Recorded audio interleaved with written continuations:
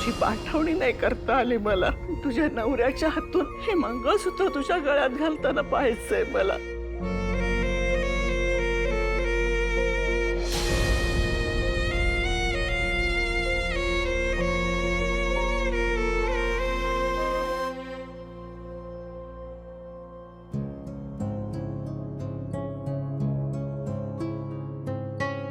Kedar, sorry. आज तुला हे मंगळसूत्र घालताना त्रास झाला असेल ना? त्यात काय? त्यात काय म्हणजे? तुला त्रास नाही झाला या सगळ्याचा?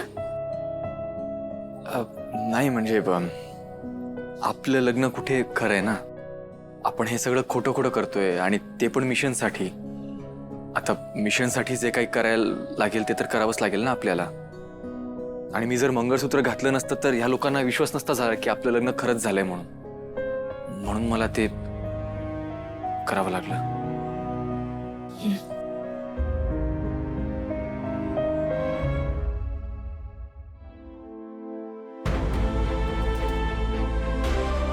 त्या काका मी बाबांना जे वचन दिलं होतं तेच वचन मी तुम्हाला देते. मी खांडेकर कुटुंबाला तुटू देणार नाही. तुम्ही अजिबात काळजी करू नका.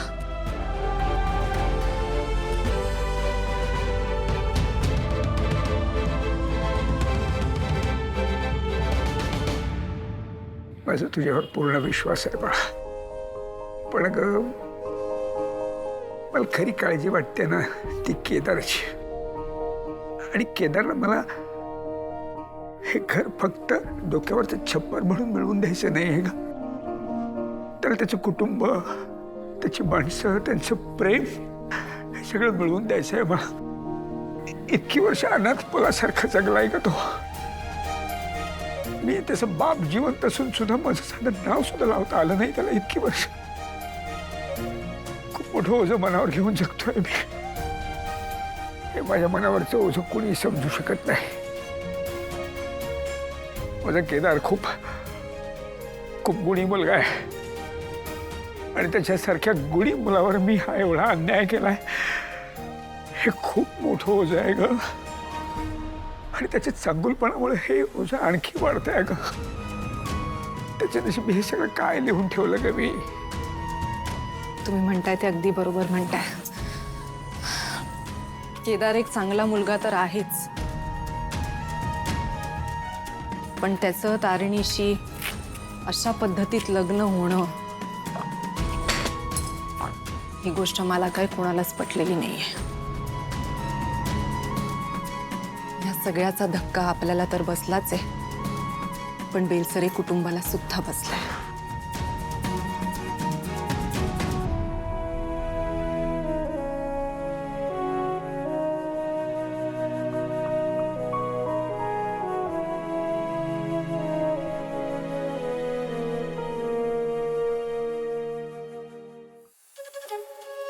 हे सगळं अशा पद्धतीने झालं हे मलाही खरं तर मान्य नाहीच आहे. पण त्या दोघांचं एकमेकांवर खूप प्रेम आहे ग. आणि दोन माणसांचं जर एकमेकांवर प्रेम असेल ना तर त्या दोघांनाही एकत्र येण्याचा पूर्ण हक्क आहे. आणि मी जी चूक केली ती केदारकडनं होत नाहीये, तो करत नाहीये ती चूक. यासाठी मला केदारचा खूप अभिमान वाटतो अगं. प्रेमात जग जिंकता येतं असं म्हणतात, पण मी तर माझ्या प्रेमामध्ये स्वतःशीच हरलो. देवकीला सोडून आलो तेव्हा एकदा, फक्त एकदा तिला परत जाऊन बघायला हवं होतं मी.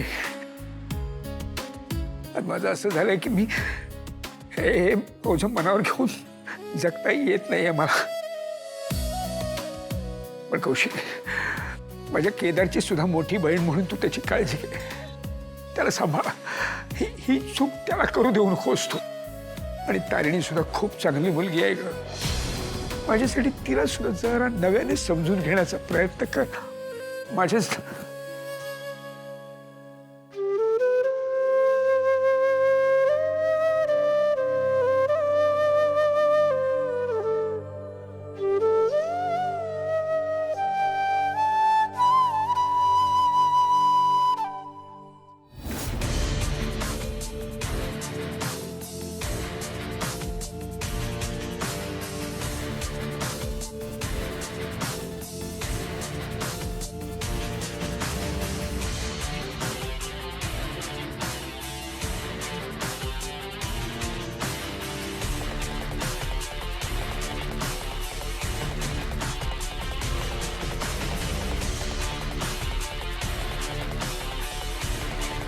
केदार, JPC मेडिकल फॅक्टरीच्या स्कॅम बरोबर आपल्याला गुलाबलाही शोधायचं आणि गुलाबपर्यंत पोहोचण्याचा सगळ्यात महत्वाचा मार्ग आहे युवराज.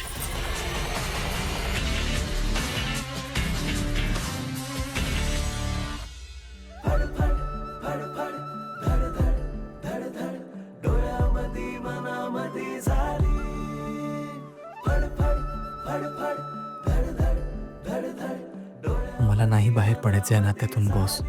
मला आयुष्यभर तुझी साथ द्यायची आहे, आपल्या कामाच्या मिशन्समध्ये सुद्धा आणि आयुष्याच्या मिशनमध्ये पण.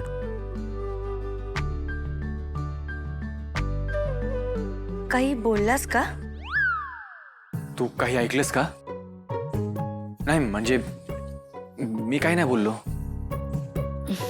मला वाटलं असेल तसं.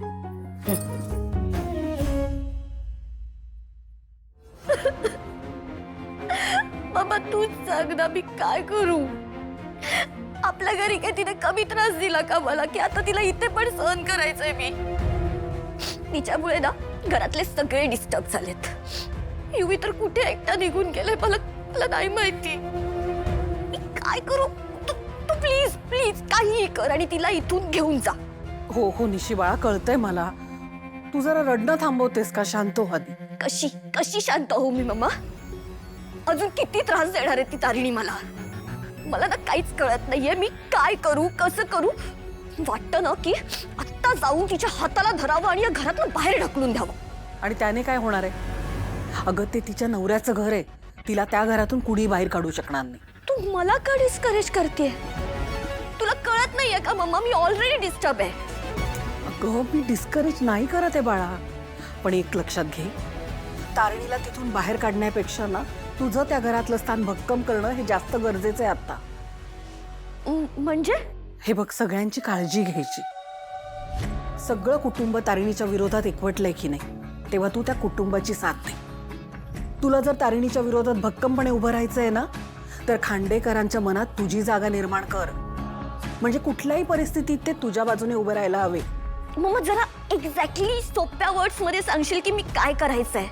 तारिणी बाहेरच्या लोकांची कसं वागते, खोटं खोटं, त्यांची खोटी खोटी काळजी घ्यायची, काय हवं नको ते बघायचं.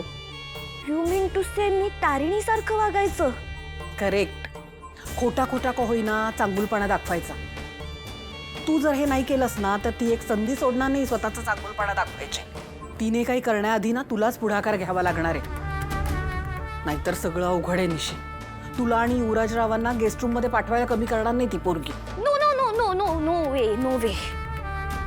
तू जे म्हणतेस तर मम्मा तसंच वागेन मी, तारिणी सारखं वागेन. नाही, मी तारिणीपेक्षा चांगलं वागेन. ओके, मी घरातल्या सगळ्यांची मनं जिंकणार